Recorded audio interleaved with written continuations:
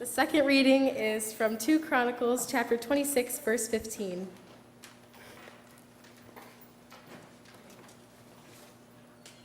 In Jerusalem, he set up machines invented by skilled workers on the towers and the corners for shooting arrows and large stones, and his fame spread far, for he was marvelously helped until he became strong.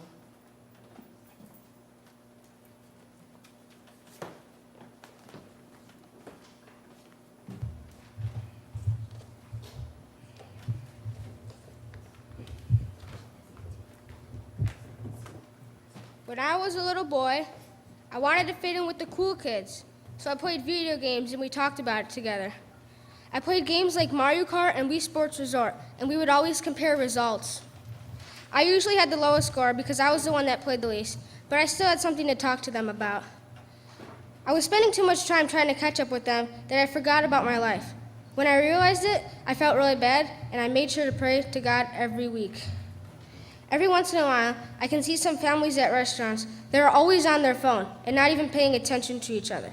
I remember once at Applebee's, I saw a family sitting next to us. There were 4 people who looked like to be a mom, dad, brother, and sister. They were all on their iPhone. Not a single peep came out of the 4 of them before the dinner even came. And even after the dinner came, they didn't even talk. Personally, I do not like that because it's supposed to be a time to have fun and laugh with your family. I like it when we go somewhere and the adults or leaders say we cannot use our phones. For example, usually when we go to youth group, Marcus makes sure that our devices are off. That is because he wants us to focus on God and not our devices. I like that because people are more focused on what they're learning and not what they are playing. Sometimes when I'm playing and someone's talking to me, I forget what they are saying, and then they get mad at me. I don't like that because then people are focused on their device and not one another. One day when my dad got home from work, he saw me on my device. He asked, "Kyle, how long have you been on your device?" I said, "About 4 hours." He looked at me and said, "Is there anything else you could be doing, like playing in the park?" I said there was a lot I could be doing, I just didn't want to do it. That night before we ate, we prayed. We said our usual prayer, and after in my head, I told God sorry for not paying attention to him and I wouldn't do it again.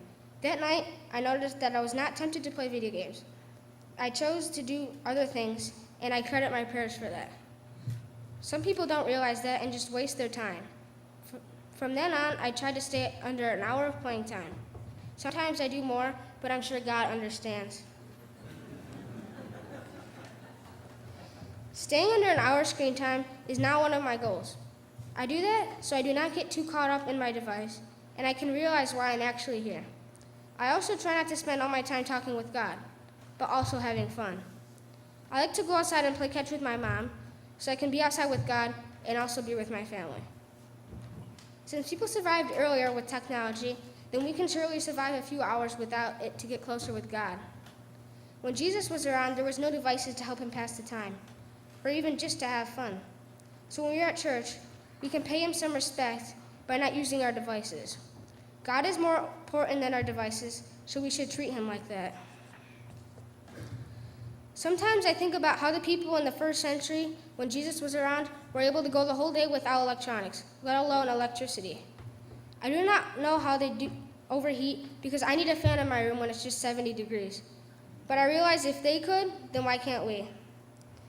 We have to make sure we have an evenly balanced time with God and with our devices. God does not want us to play the whole day, nor does he want us to talk to him. We need to find a balance.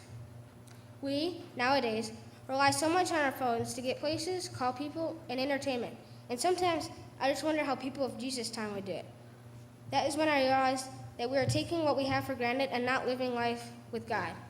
We are so engrossed in our devices that we forget about God. That is bad.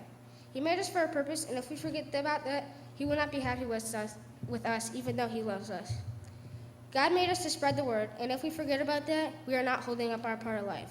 We need to realize that and make sure we spend time doing that. I remember that my school band was invited to Cedar Point to walk in a parade. I knew the bus ride would be the worst part. I decided not to bring my phone because I thought my friends would be there to help me get through the hard time. Apparently I was wrong. All my friends brought their phones. I felt left out, and to make it worse, I was on the aisle seat. so I couldn't just take a nap. It made me feel bad because I felt like they forgot about me. Even though they weren't with me, I knew God was still going to help me get through it.